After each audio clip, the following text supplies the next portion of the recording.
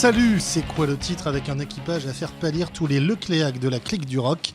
L'eau fait des ondes, la radio aussi et la voix, comme le marin veut reprendre un jour le voyage. Certes, après avoir affronté le Kraken, on aspire à des eaux calmes. Victoire, victoire donc. Et victoire de la musique, ce sera le thème ce soir au programme de notre émission. Les victoires ou la défaite, nous allons en parler grâce à vous qui êtes là, mon équipage ce soir, à commencer par notre moussaillonne, toute timide. Bonsoir Alice. Bonsoir. Avec mon bâbord, celui qui a en toute objectivité le plus beau prénom du monde, Manu Off. Salut Manu. Salut Manu, c'est Manu. Tout simplement avec celui dont on ne sait pas s'il est corsaire ou pirate. En tout cas, son nom rime avec Caporne et avec Tricorne, monsieur Christian Einhorn. Salut, Unicorn est mon nom. Et puis, celui qui nous applaudit, notre capitaine Igloo aussi, Sam Lichevski. Salut Sam. Salut à tous. Et puis on va pas oublier ceux qui sont restés à quai ce soir avec l'admirable Nelson qui nous a laissé sa chronique. On va vous en faire part dans un instant avec Manu Monet également. Et puis une pensée aussi pour Cédric Kenyard, souffrant officiellement de la grippe, mais dont on me dit que dans les charmes de Batavia, il aurait été infecté d'une bibite. Alors la bibite, c'est quoi? Ne rigolez pas. C'est bien Cédric. Ça n'a rien de sexuel, encore que c'est une musique sexuellement transmissible. On écoute du Justin Bieber et a priori, ça lui a été transmis par la femme. Et avant d'attaquer, mais vraiment les attaquer de plein front, ces victoires de la musique, on va parler d'une chanson, on va l'écouter surtout, la chanson qui a obtenu la victoire des victoires. C'était en 2005, Full Sentimental. Messieurs Souchon, vous le dites.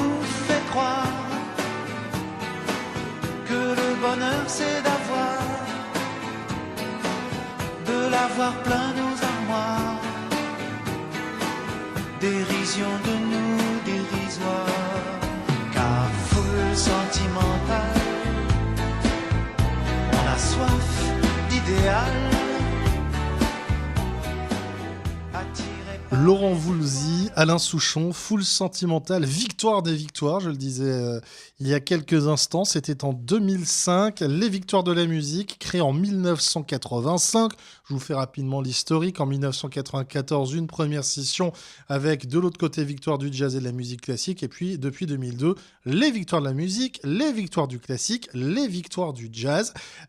Ces victoires de la musique, elles se prétendent des Grammy Awards à la française. Question, est-ce qu'elles le sont, Christian ? Eh bien, moi, je ne suis pas un grand fan des victoires de la musique. La dernière fois que je les ai suivies à la télé, Pascal Obispo avait encore des cheveux et concourait dans la catégorie Espoir. Ça ne nous rajeunit pas, évidemment. Certains de nos auditeurs n'étaient pas encore nés, je les félicite pour ça. Depuis, l'illustre barde, dont je pensais qu'il était corse, mais qui ne l'est pas, a d'ailleurs perdu ses cheveux. Question, a-t-il, comme Samson, du coup aussi perdu son talent ? Et contrairement au personnage biblique, peut-on être sûr que si ses cheveux repoussent, son talent revienne ? Et pourtant, il s'y connaît en péplum biblique, entre les 10 commandements, Adam et Ève, et bientôt un spectacle sur Jésus. Mais revenons à nos victoires, dont je ne suis pas fan, disais-je. Si j'essaie de comprendre pourquoi, j'y vois 2 raisons au moins. D'abord, à cause d'un culte répréhensible du nivellement et du relativisme. Non, tout ne se vaut pas. Et on n'est pas à l'école des fans, genre 10 sur 10 à tout le monde. On mélange les très grands artistes et des créatures éphémères, malheureusement pas assez éphémères quelquefois, sorties pour un jour d'une insignifiance où elles auraient dû rester et où elles retourneront d'ailleurs. Vous pouvez vérifier. Il y eut une année où Bruce Springsteen et Sting ont été respectivement 2e et 3e dans une catégorie et où Jeanne Masse et Indochine ont eu chacun leur victoire. Comme si on donnait juste un petit bon point à Al Pacino et les félicitations du jury à Christian Clavier, ou un modeste accessit à Churchill et un grand prix d'homme d'État à Berlusconi. Mais ne vous trompez pas, je n'ai rien contre Jeanne Masse, c'est après Indochine que j'en ai. Mais c'est surtout l'expression guerrière victoire de la musique que je trouve pompeuse, malheureuse et inappropriée. Qui dit victoire dit combat, rapport de force, un vainqueur et un vaincu. La preuve par le retour de ma tête de Turc d'aujourd'hui, j'ai nommé Pascal Obispo, qui a été, semble-t-il, nominé 24 fois, mais n'a jamais rien gagné. Depuis, vexé comme un pou corse, il snobe les ingrates victoires. C'est donc bien qu'il se considère comme un perdant ou une victime. Et, alléluia, je vais pour une fois le défendre, cette notion de compétition est l'antithèse absolue de la musique. D'accord pour honorer ceux qui le méritent, mais pas sous la forme de la victoire des uns qui sonne comme le négatif de la défaite des autres. Merci Christian, voilà qui lance bien le débat. Au-delà du terme de victoire, tu disais, le terme n'est pas forcément le mieux choisi. Est-ce que ces cérémonies ont un intérêt? On le voit aux États-Unis, en tout cas, on a le sentiment que là-bas, il y a un véritable intérêt et qu'en France, on a un petit peu voulu singer. Emmanuel, qu'est-ce que t'en penses? Je pense que les Grammy Awards ou autres distinctions internationales parlent de distinction, parlent de choses, on va dire, de belles choses réalisées, de choses qui changent la vie. Les victoires de la musique, je ne sais pas si ça change quelque chose. À part une soirée, parce qu'on ne sait pas quoi faire, on se fait chier, on regarde un truc qui bouge avec plein de couleurs, ou change la vie de ceux qui l'ont reçu et pas de ceux qui l'écoutent. Donc j'ai un sérieux doute sur moi qui suis quand même assez proche et envieux de ressentir quelque chose quand j'écoute quelque chose, eh ben je sens rien. Tout simplement. Alice, pour toi, les victoires de la musique, c'est une émission que tu regardes. Alors, on va parler un petit peu de la partie émission télé tout à l'heure, mais ce côté, savoir qui a gagné une victoire, est-ce que ça va te donner envie d'écouter une personne, ou bien une personne que tu écoutes, tu dis « Ah bah oui, c'est normal, elle la mérite ». Je suis plutôt dans oui, c'est normal, elle la mérite, mais les victoires de la musique, c'est quelque chose qui ne m'a jamais vraiment intéressée. Je trouve que c'est vraiment pas représentatif de ce qui se passe réellement dans la musique. Et voilà, je suis pas super fan. Alors, il y a deux débats, je m'en suis aperçu en préparant l'émission. Il y a d'un côté celles et ceux qui disent « ce sont toujours les mêmes », sauf Obispo, enfin encore que nommé 24 fois, il doit être quand même le recordman. Et puis il y a celles et ceux qui disent « ouais bah super, on donne des prix à des gens que personne ne connaît ». Vous vous situez où un petit peu là-dedans? Moi, je pense qu'on est plutôt dans le consensus mou. C'est-à-dire, je ne sais pas si on donne des prix à des gens que personne ne connaît. Au contraire, on est souvent dans la facilité et on donne des prix à des gens qui sont trop connus. Et on est bien dans le nivellement, c'est-à-dire, voilà, on a le tube de l'année qui est récompensé. Et d'ailleurs, quand on regarde quelques années en arrière, les palmarès sont souvent cruels. Alors certains le sont effectivement, puis il y a des beaux millésimes malgré tout. Alors tu disais, on regarde ce qui est populaire. Il y a eu encore il y a quelques semaines Matt Pokora qui disait, moi je ne suis jamais aux victoires de la musique parce que je suis trop populaire. Kenji Girac disait la même chose. Du côté des victoires, je comprends que ça vous fasse rire. Moi aussi, j'essaie de garder un petit peu de tenue malgré tout pour l'instant. C'est vrai qu'ils sont populaires, mais ils ne sont pas aux victoires de la musique. On sent que tu as envie de dire quelque chose. Il soupe populaire. Il soupe populaire, c'est vrai aussi. Mais du coup, voilà, on a le sentiment quand même qu'on veut être populaire sans l'être trop. Je pense surtout que ça donne une mauvaise définition du populaire. Je parlais tout à l'heure d'émotion, le rock, la musique internationale, voire plutôt anglo-saxonne, est populaire parce qu'elle a su fédérer et lever des peuples. Là, on parle de tendance, on parle de choses fortes. Les victoires de la musique à la française, c'est plutôt, on parle de tendancieux marketing. Oui, et puis les victoires de la musique française, c'est quand même un infâme boulgui-boulga, quoi.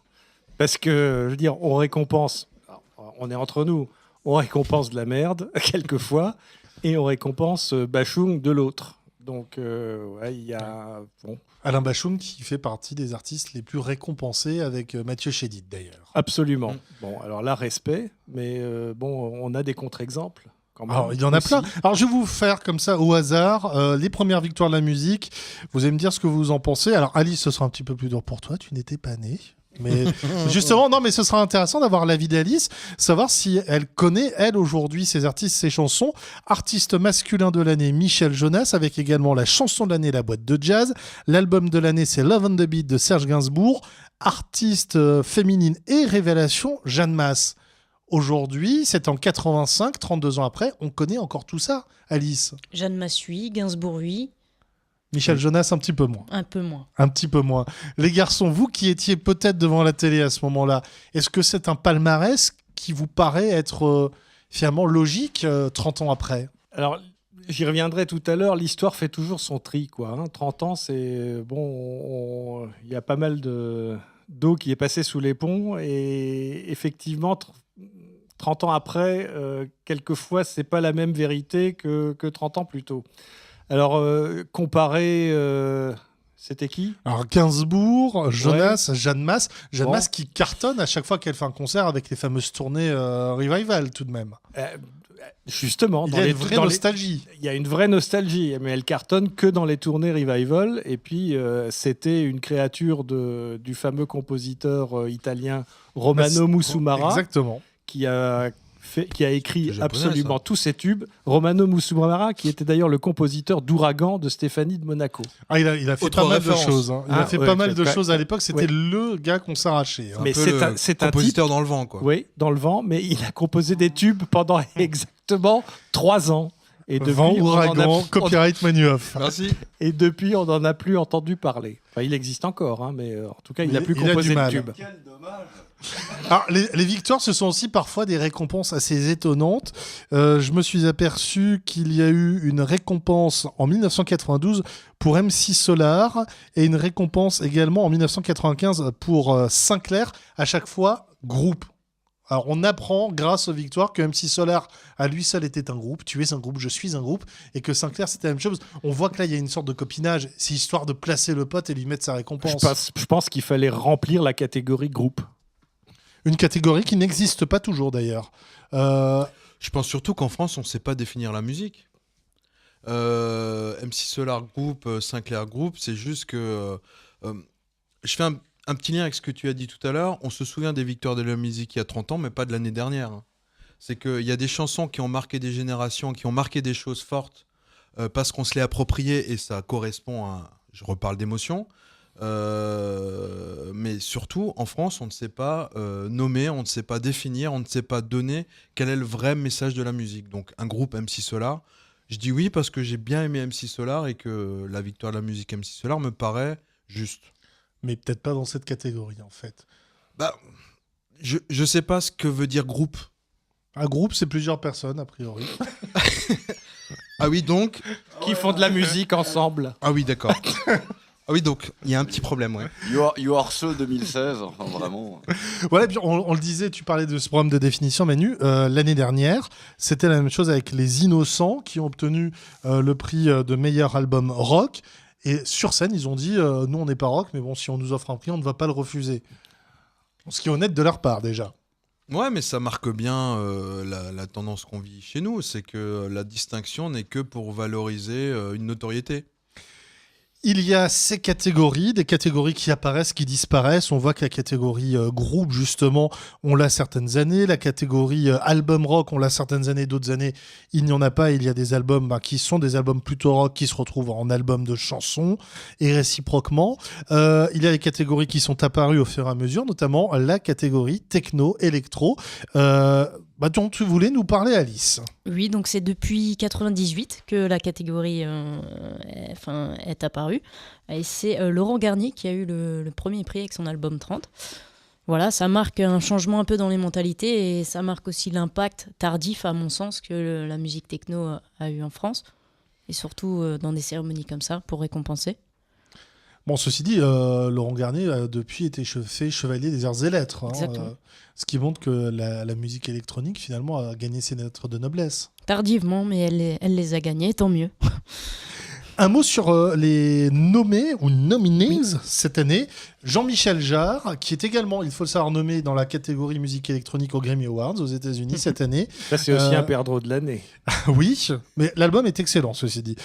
Kungs et Justice. Alors, Justice, dont tu es grande fan, j'imagine que tu voterais pour eux si tu pouvais. Qu'est-ce que tu penses de ces nominations, ces 3 artistes nommés cette année? Alors, j'en dirais 4. Il y a Acid Arabe aussi dans Musique du Monde.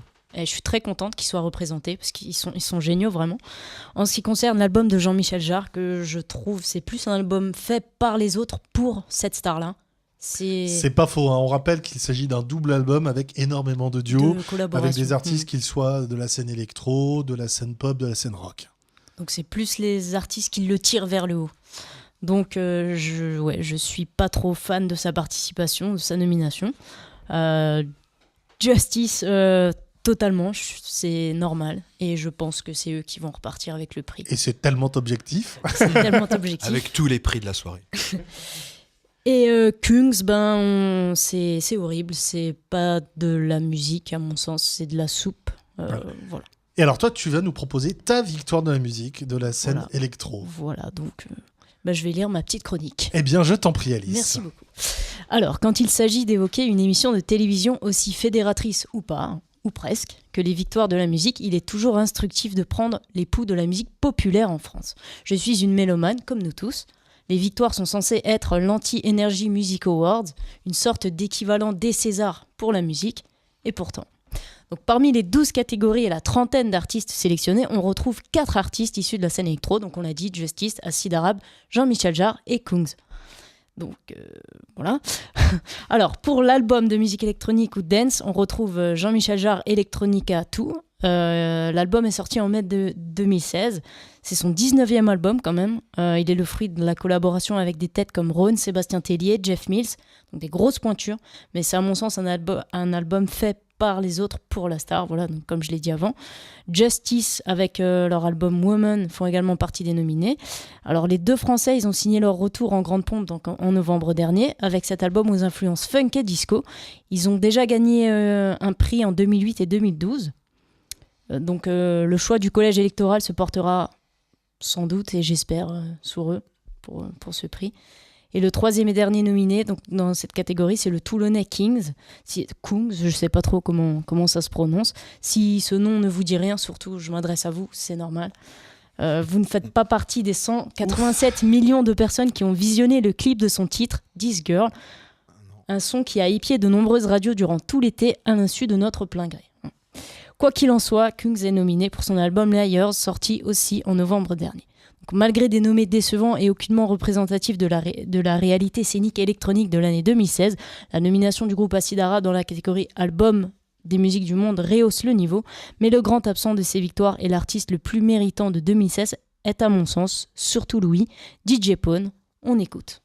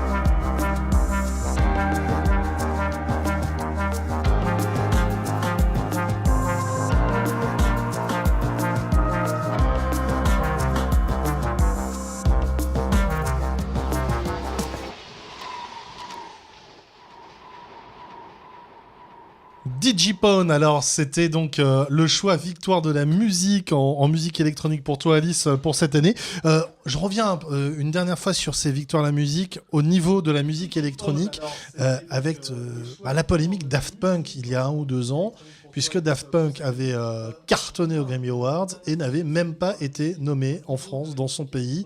Du coup, les garçons avaient décidé de boycotter la cérémonie où on s'était dit au dernier moment, on va vite leur remettre un prix d'honneur. Non, mais ils sont toujours un peu underground. Ils font les choses selon leur, vraiment leur vision de la musique et voilà. Enfin, Oui, en plus. C'est vrai qu'à l'époque, le casque, ça n'aidait pas trop. Effectivement, Christian. Mais ceci dit, voilà, Daft Punk, Phoenix, Ouais, et puis ce sont tout le monde 2 les a exemples pris pour français François Hollande. qui cartonnent dans le monde entier. On n'entend pas parler d'eux. Alors moi, on aura l'occasion d'en reparler plus tard avec le choix que j'ai fait pour ma victoire de la musique 2016. C'est le métal. Le métal, on n'en entend jamais parler. Toi, tu te plaignais, Alice, effectivement, de l'électro qui a une place très petite. Le métal français, on n'en entend jamais parler. On a l'impression que, oh là là, non, ce sont des méchants. On n'a pas le droit de les inviter aux victoires de la musique. Sam, toi qui aimes un petit peu le métal, Chapelle-Lémy, qu'est-ce que tu en penses ? Par rapport à Gojira, oui, ils sont totalement absents des médias en France. Alors, les médias, ils ont été invités. Il y a eu pas mal de reportages sur eux, sur le Hellfest. Les médias commencent à s'ouvrir un peu. Par rapport à Gojira, oui, ils sont totalement absents des médias en France. Oui, il y a... Il s'ouvre un petit peu, mais par exemple, le batteur de Gojira a été élu meilleur batteur du monde. Voilà, c'est vrai que c'est un super batteur. Ce sont des super musiciens. Et voilà, ça reste anecdotique, mais c'est aussi anecdotique que la France championne du monde de handball. On en entend parler au moment de la finale. Quelques jours après, voilà, c'est terminé. Alors que les joueurs de foot, ils ont fait une fois un truc en 98, presque 20 ans après. D'abord, ils sont encore là, les mecs, et puis il y en a toujours que pour eux, quoi.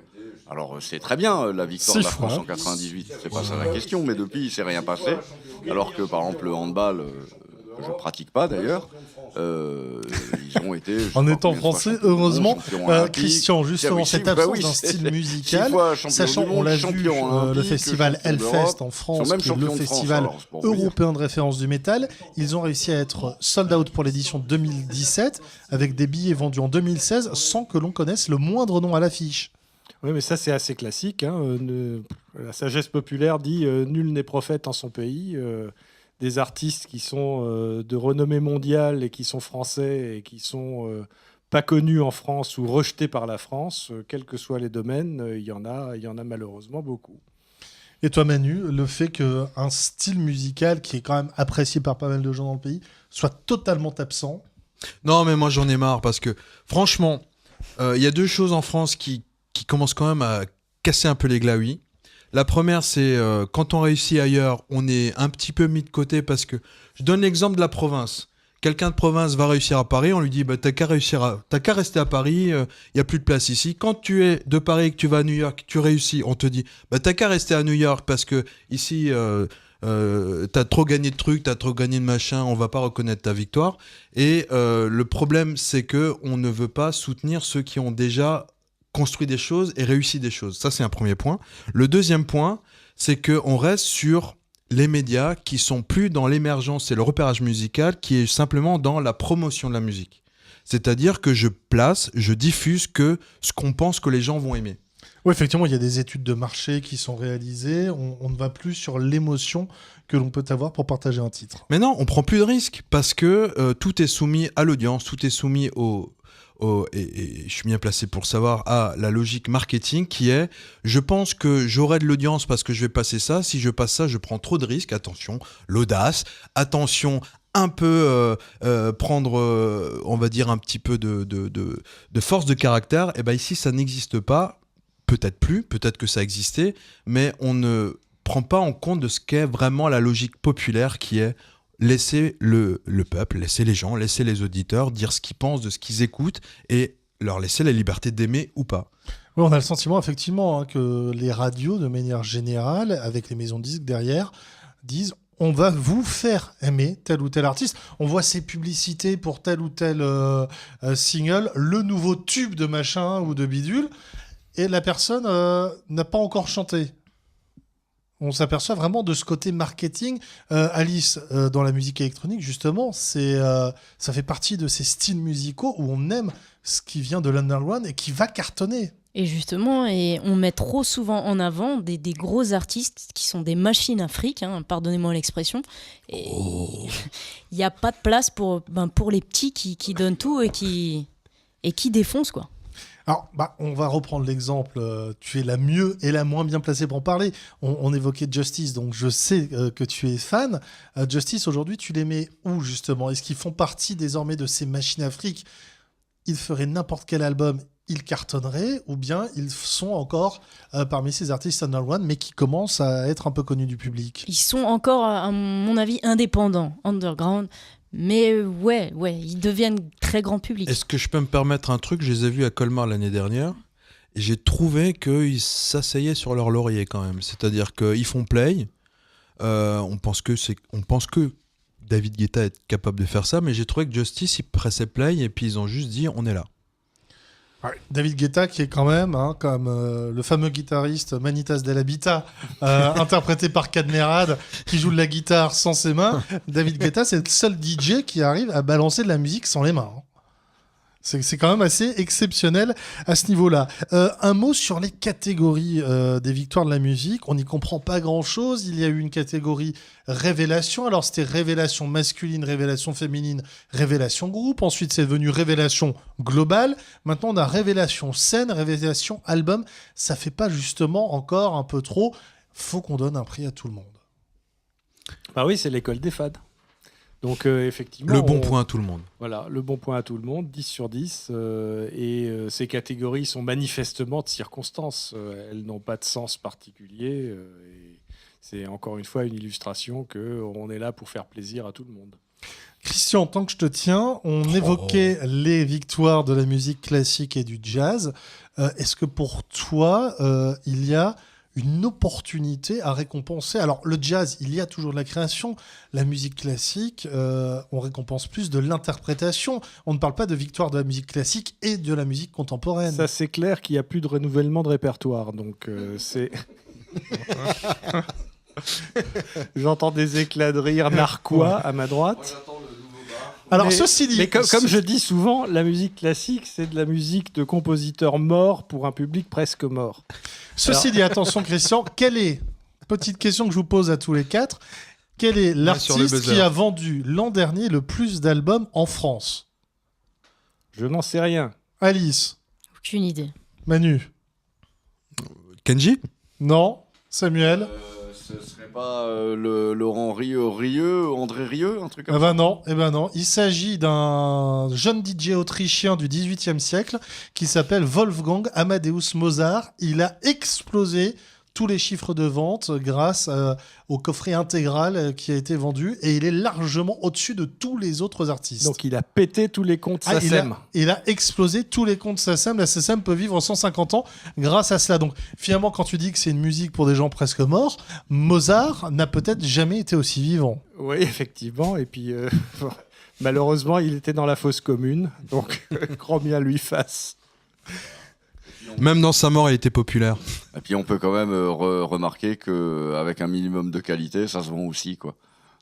Effectivement, Mozart, on a eu le temps de tester effectivement la qualité. Mais alors, ces victoires de la musique classique et ces victoires du jazz, c'est quand même la musique, j'allais dire, pour des initiés. Le jazz français, à part 2-3 grands noms comme Ibrahim Malouf, on ne connaît pas forcément grand monde. Oui. Là, on est dans un registre différent des victoires de la musique, entre guillemets grand public. C'est une musique là aussi entre guillemets plus élitiste.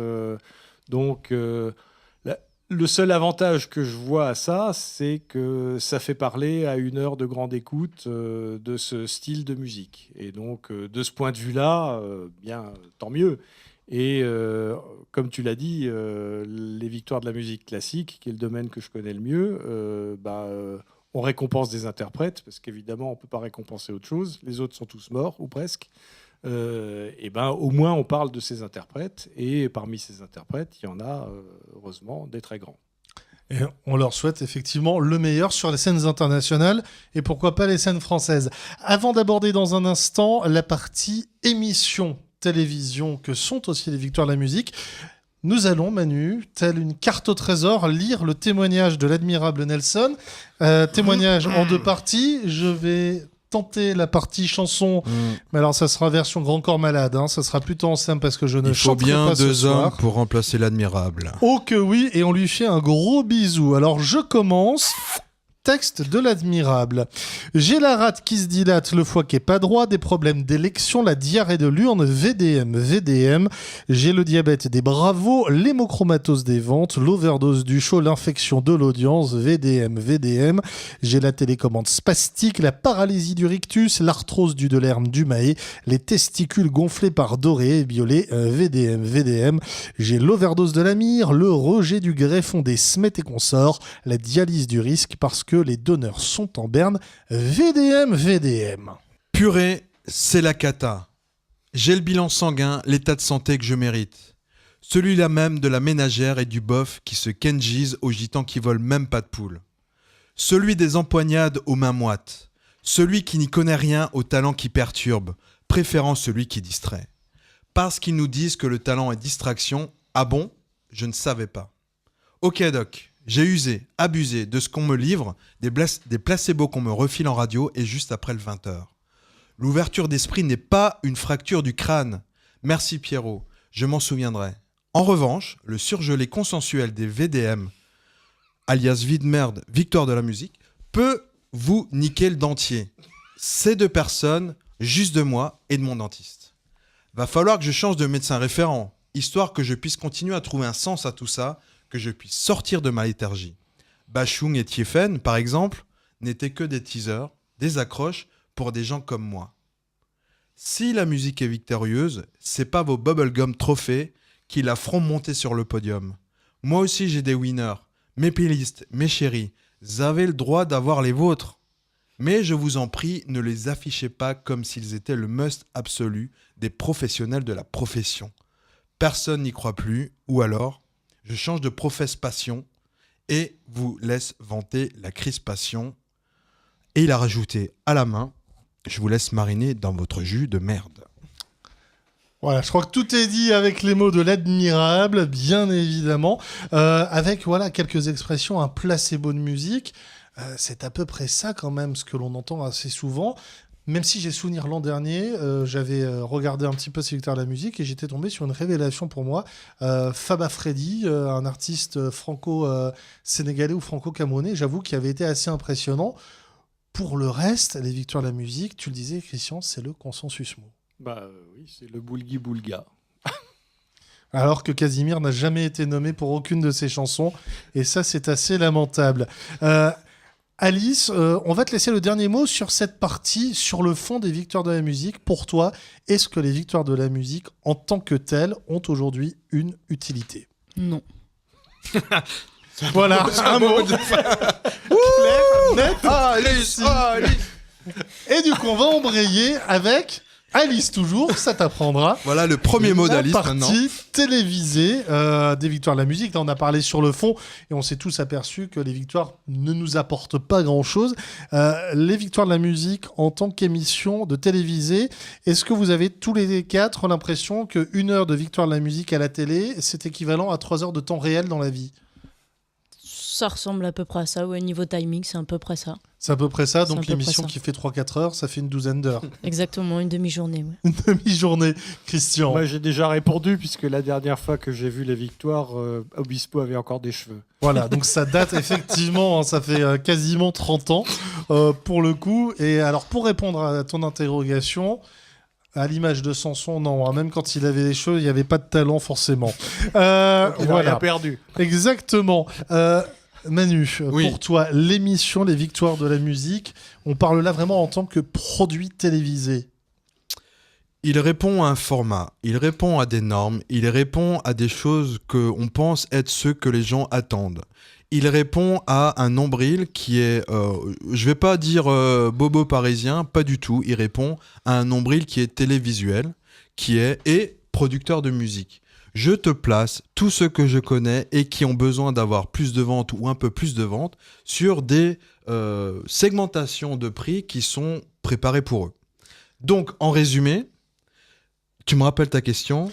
La question, c'était, est-ce que, voilà, en tant qu'émission télévisée, ça apporte quelque chose ? Ça apporte rien parce que c'est du réchauffé par rapport à un Champs-Élysées de Drucker qui était un vrai divertissement et des vraies révélations, finalement.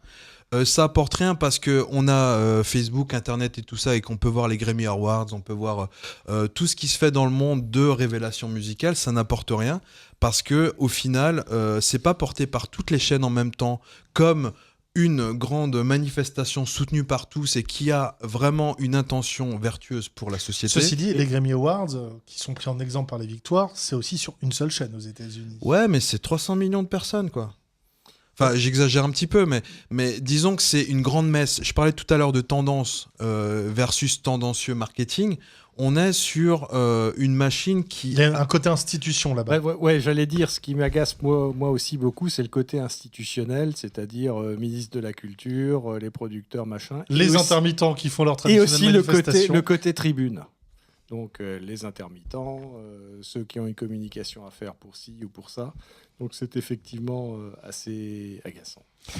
Si je peux me permettre, je rajoute juste que dans d'autres pays, les artistes sont des symboles, des référents, des icônes. Ils portent des messages fédérateurs et les victoires pour ces personnes-là créent des messages positifs ou négatifs ou en tout cas apportent des énergies.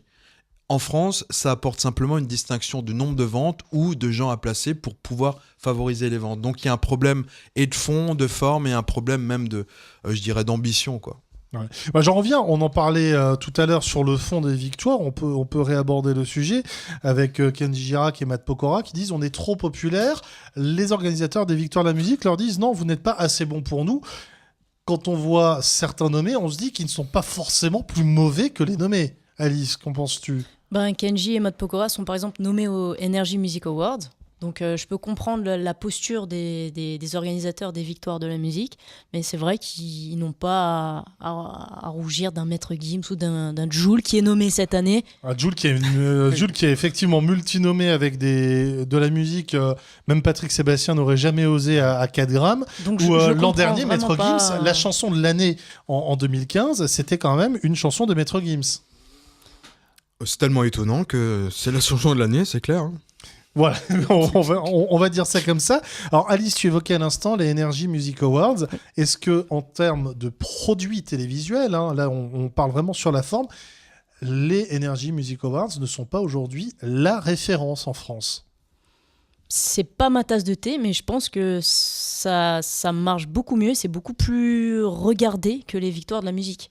C'est beaucoup plus rythmé, il y a un vrai spectacle. Il y a un spectacle. C'est surtout mieux préparé, quoi. Puis on passe de la musique sans vouloir plaquer un contenu extérieur ou des jugements de valeur ou des palmarès et des machins. Oui, voilà. Et puis on se doute que c'est commercial à la base, que c'est fait par une radio qui est effectivement très puissante et qui a envie de placer ses artistes et puis qui arrive à avoir quand même des gros invités, que ce soit au niveau national ou international. On s'aperçoit qu'aux Victoires de la musique... au moins une fois sur deux, le récipiendaire, il n'est même pas là pour recevoir son prix. Ouais, c'est le grand mal français, quoi. Il faut toujours plaquer un contenu culturel un peu branchouille. Mais au moins, Énergie, la promesse est tenue. C'est-à-dire qu'on le sait avant, on le vit pendant, et on n'est pas déçu après. C'est tenu, on sait ce que c'est, on regarde parce qu'on a envie de voir ça. Nathalie André, ancienne programmatrice et coproductrice de ces Victoires de la musique, disait, c'était en 2014-2015, que son émission, alors là je parle vraiment du côté émission, des Victoires de la musique, manquait de moyens par rapport aux Grammy Awards. Est-ce que c'est seulement un manque de moyens ou un manque d'ambition ?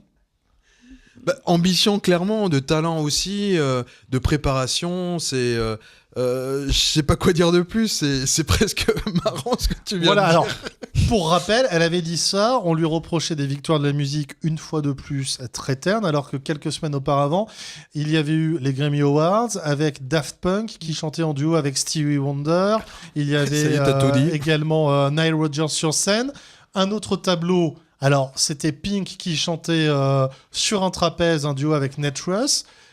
Effectivement, Pink sur un trapèze, ça demande un peu plus de préparation. On n'a pas forcément les moyens d'avoir un trapèze sur scène en France, mais sur cette édition, il y avait eu également, et là, Christian, je pense que ça va t'intéresser, un duo entre Metallica et Lang Lang sur un morceau de Metallica.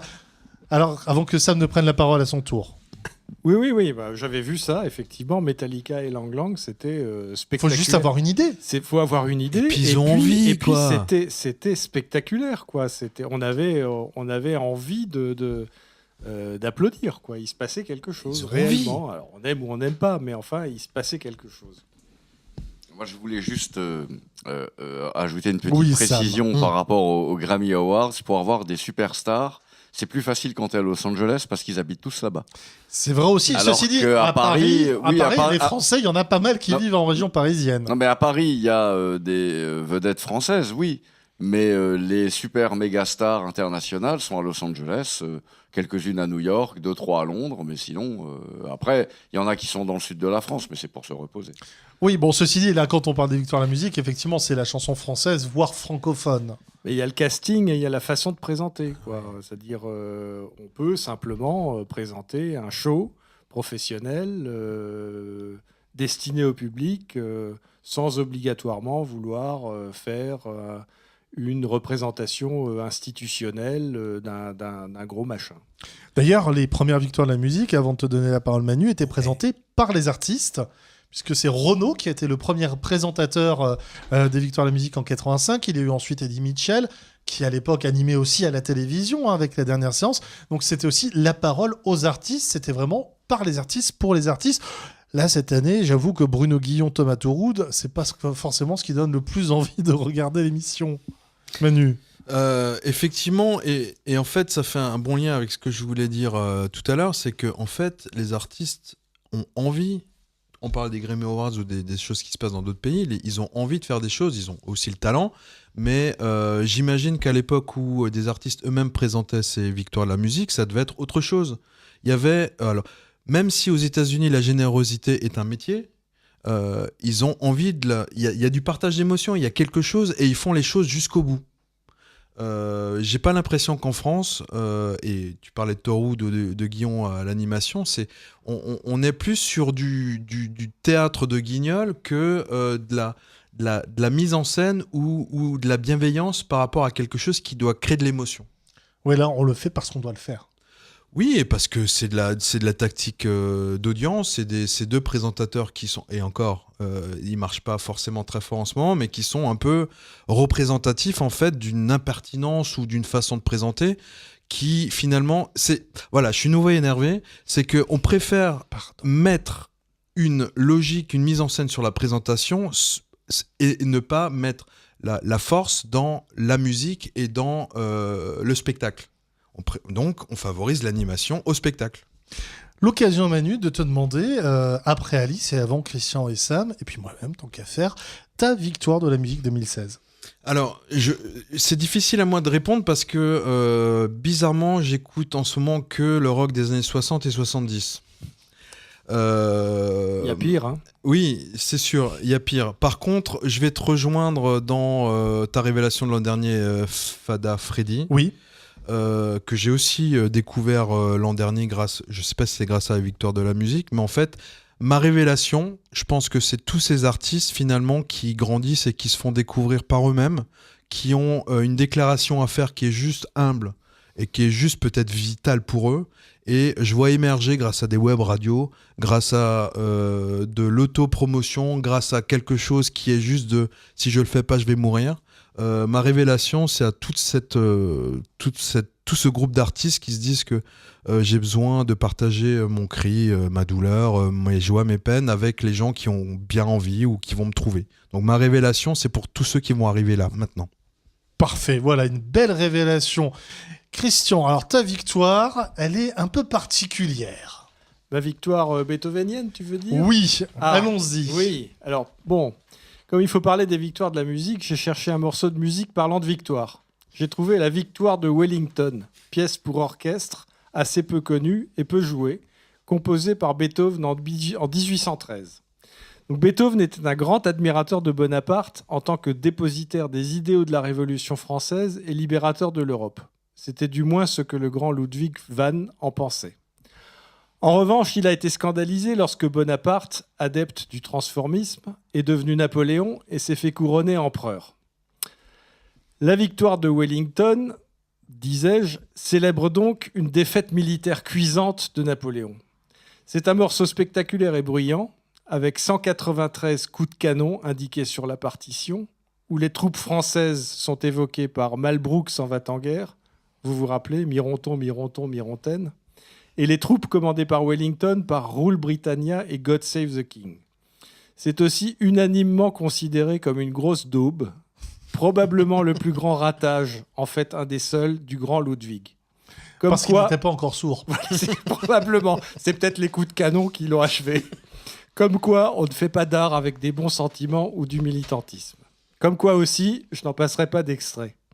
Pour les curieux, il en existe des enregistrements, y compris sur YouTube. Ironie de l'histoire, la victoire de Wellington a été un hit lors de sa création en 1813, alors que la 7e symphonie, elle, une très grande œuvre et une des plus jouées aujourd'hui encore, qui a été créée lors du même concert, a fait ce jour-là un bide. Comme souvent, le temps fait son tri. Eh oui, le temps fait son tri. Alors tiens, ça va me donner l'occasion de vous redonner quelques victoires de la musique. Vous allez me dire ce que vous en pensez. Au hasard, allez, en 2000, Natacha Atlas, interprète féminine de l'année pour sa reprise de Françoise Hardy, Mon ami la rose. Waouh. Waouh, pour toi Christian, pour toi Alice, ça t'évoque quoi? Rien du tout, j'ai l'impression. Bah non, mais voilà, c'est du réchauffé. Ah oui, pour le coup, c'était une reprise. Hein. Ouais. Voire une adaptation, effectivement, avec ce côté entre musique électro et musique du monde. Manu? Bah, ça me fait moins mal aux oreilles que M. Pokora qui reprend Claude François, quoi. Oui. C'est sûr. Ça, c'est Non, pas je vais te excité. La répondre. preuve, il n'a pas été pris aux victoires de la musique. Excusez-moi, je suis toujours un peu décalé. Mais oui, non, à ta question, j'ai pas entendu le morceau, mais une version un peu électro de cette chanson me paraît un concept assez bizarre, quoi. C'est une très belle chanson. Elle est magnifique. Mais effectivement, pourquoi prendre une reprise de cette chanson comme victoire de la musique? Voilà. On peut se poser la question. En 2012, artiste masculin Hubert Félix Thieffen, artiste féminine Catherine Ringer, révélation Orelsan et Brigitte. Catherine Ringer en solo, c'était une première pour elle. C'était, je pense, un hommage aussi à Fred Chichin. Hubert Félix Thieffen, enfin en 2012 finalement. Une révélation. Oui. Révélation, rappelons quand même que Thieffen dans les années 80 vendait autant d'albums que oui, Jean-Jacques non, Goldman. Hein. Bah, bien sûr. Voilà, il a fallu attendre. Est-ce que Thieffen est un peu un symbole de l'échec des victoires de la musique dans leur histoire? Alors, s'il en avait jamais eu, oui, ça serait un symbole absolu de l'échec. Alors maintenant, c'est vrai que récompenser, malgré tout le respect que j'ai pour Thieffen, 30 ans après un ectoplasme, c'est effectivement la preuve que il y a quelque chose qui fonctionne pas très bien dans le système. Voilà, et puis alors la raison pour laquelle l'admirable Nelson n'est pas là ce soir, il ne se sentait pas de débattre de victoire de la musique qui n'ont récompensé qu'une seule fois Jacques Higelin. Là, pareil, Jacques Higelin, c'est quand même l'un des plus Récompensé ou nominé? grands... Récompensé. Récompensé. À la fin de sa vie, quoi. Voilà, non, c'est vrai que c'est assez étonnant de voir que Jacques Higelin n'a été récompensé qu'une fois, alors que c'est quand même l'un des plus grands poètes, auteurs-compositeurs, au niveau vocal, pas forcément parmi les plus grands, effectivement, mais c'est l'un des plus grands noms, Sam. Par rapport à Higelin, oui, je suis bien d'accord, c'est un de nos grands artistes français, et il est là depuis la fin des années 60, un truc comme ça. Après, comme on dit sur la route, vieux motard que j'aimais, quoi. Bravo, merci pour cette intervention. Alice, Oui. Voilà, Michel Jonas, Jeanne Masse, ça te disait pas grand-chose. Si je te dis Allez, allez, allez de Camille, est-ce que ça te dit quelque chose? Oui, Camille, ça me parle, oui. Oui, mais la chanson Allez, allez, allez. Non. du coup. Parce Mais que c'est Camille, une chanson qui a obtenu quand même une victoire de la musique D'accord. il y a quelques années seulement. Victoire de la chanson de l'année. C'était Je crois qu'autour de cette table, personne c'était ne pour s'en un club souvient. de foot Si. ou Si je Ah, même pas. si je m'en souviens, c'était une belle merde. Ah bah écoute, si tu t'en... Allez. au moins c'est Avec que tu t'en Camille. souviens, c'était en 2013, alors que Lou Doyon avait obtenu le prix de la meilleure artiste féminine. Oui, bah c'est Lou Doyon qui avait aussi été nommé en catégorie, il y a 1 an ou 2, catégorie album rock de l'année. Ah Alors, oui, c'est super rock. Oui, Rock, j'ai un peu ouais. du mal, mais sinon j'ai bien aimé ce qu'elle a fait. C'est même carrément méchant. Hein. Moi, j'ai écouté, franchement, ça fait peur. Quoi. Ça te fait peur, Ah ça oui, te fait oui, peur. oui, une telle violence vocale, particulièrement, franchement, elle est presque au niveau de sa maman. Hein. Au moins, rappelons que sa maman c'est Jane Birkin. Voilà, et comme elle le chante avec Cake 3D, je m'appelle Jane et je t'emmerde. Voilà. Voilà, on va continuer ces victoires personnelles. Ta victoire, Sam, ta victoire pour 2016. Eh bien, écoute, j'ai découvert récemment un album absolument génial qui a été enregistré l'année dernière. Je dois avouer, c'est mon coup de cœur absolu. C'est une artiste malheureusement totalement inconnue. C'est une jeune femme qui s'appelle Julie, qui vient de sortir un album qui s'appelle Drugstore. Et je dois avouer que mon coup de cœur personnel, c'est la dernière chanson de l'album qui s'appelle Jim et Meg, ou Meg et Jim, je ne sais plus dans quel ordre sont les prénoms, qui est, je trouve, une chanson avec un refrain qui est en béton armé, Voilà, chanson Et- sur 2 enfants. Hein. sur 2 enfants victimes de maltraitance dans un couple qui dysfonctionne gravement. Et la chanson a, à mon avis, tout ce qu'il faut pour faire un gros hit. D'un texte intéressant, une mélodie accrocheuse et un refrain 100% british et 100% béton armé. Voilà, alors, moi je vais mettre juste un tout petit bémol.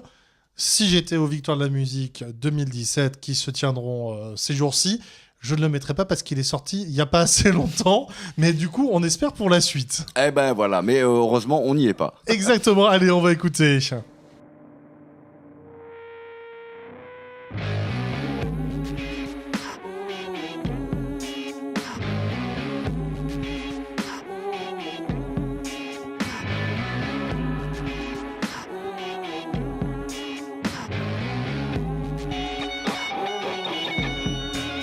You don't see chaos, flowers instead. Isn't this a new game? Better unsaid. A family fight, a funny meeting. 2 little birdies born for the ring.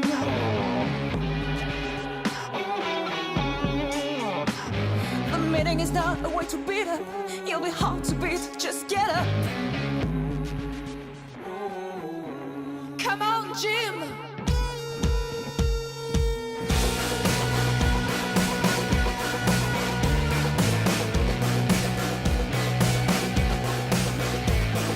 Jim, you're in the know.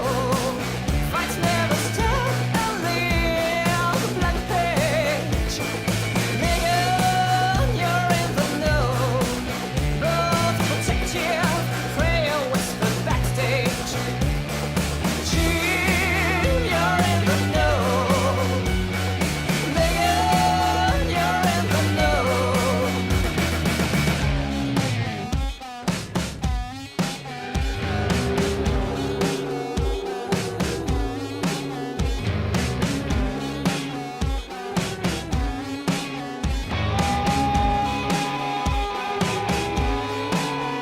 A moonlit street, a sacrifice.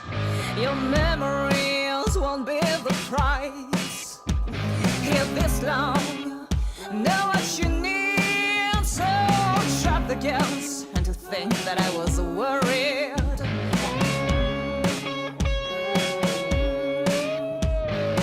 Ripple effect, diverted by time, but unable now to have free time.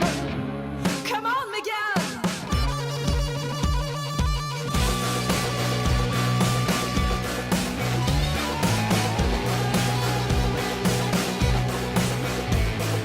Jim, you're in the know. Fights never stop. A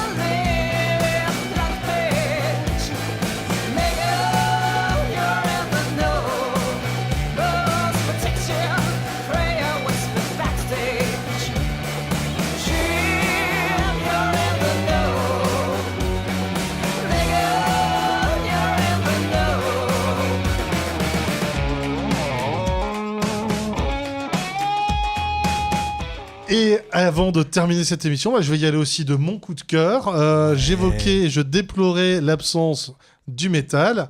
Avec Christian, ton coup de cœur aussi, c'est ça, non ? Oui. Eh bien, on va aller avec le tien. Moi, je pars pas sans le coup de cœur de Christian. Car c'est un homme C'est la a aussi fin. un cœur. Et oui, et oui. Je pensais Il bat. qu'il s'agissait du petit Ludwig, autant pour moi. Non, c'est pas Alors le petit vas-y, Ludwig. Christian. Le petit Ludwig, c'était pour le fun. Non, après m'être gentiment payé le scalp de Pascal Obispo, son cuir chevelu ne s'en est d'ailleurs pas remis, je voulais rendre hommage à un des plus grands pianistes classiques qui vient de fêter ses 75 ans. Donc ma victoire à moi aujourd'hui. Maurizio Pollini, puisque c'est de lui qu'il s'agit, mène depuis presque 60 ans une carrière exemplaire, constamment au plus haut niveau, avec discrétion. Si j'osais, je dirais sans bling-bling et sans caprice de diva. Il a gagné en 1960 à 18 ans le plus important concours de piano au monde, et au lieu de se lancer immédiatement dans une carrière mondiale, il a estimé qu'il n'était pas prêt et s'est quasiment retiré pendant 10 ans pour travailler et se perfectionner. Qui ferait cela aujourd'hui ?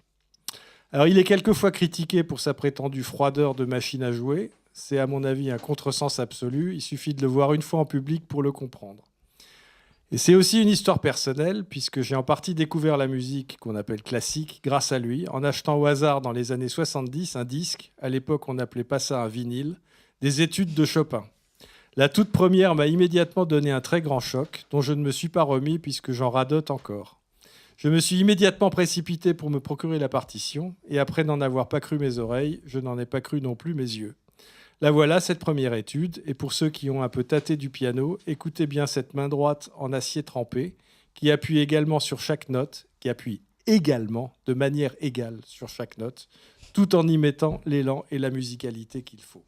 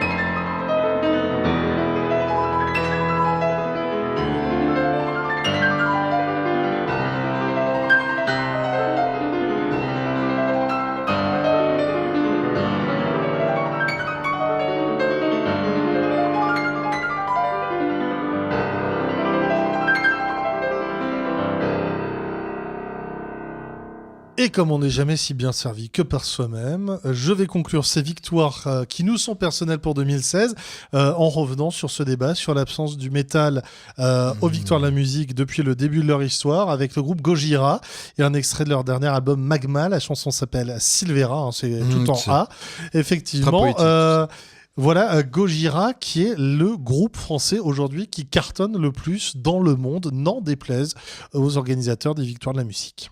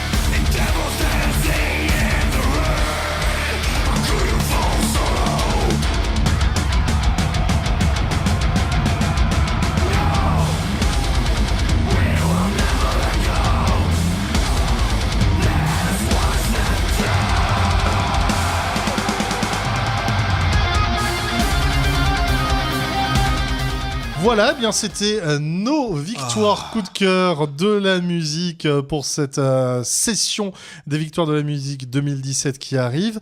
Un dernier mot, le soir des victoires de la musique, que faut-il faire ? Il faut regarder l'émission ou plutôt aller au concert près de chez soi. Il faut écouter ce qu'on aime. Il faut écouter ce qu'on aime. Alice, Je suis obligée de regarder en tant qu'apprenti journaliste. Je suis obligée de regarder. c'est dur la vie. Manu. Il faut aimer ce qu'on écoute. Ah, c'était beau, Sam. S'il y a un concert, il faut aller au concert. Et voilà, le live, rien que le live. Merci de nous avoir écoutés pour cette première de la saison 2 de C'est quoi le titre. Pour se quitter, une chanson, je pense, assez consensuelle. Elle a été désignée à l'issue d'enquête chanson préférée des Français, Renaud Mistral gagnant. Ça vous dit ? Super. J'adore. À très bientôt.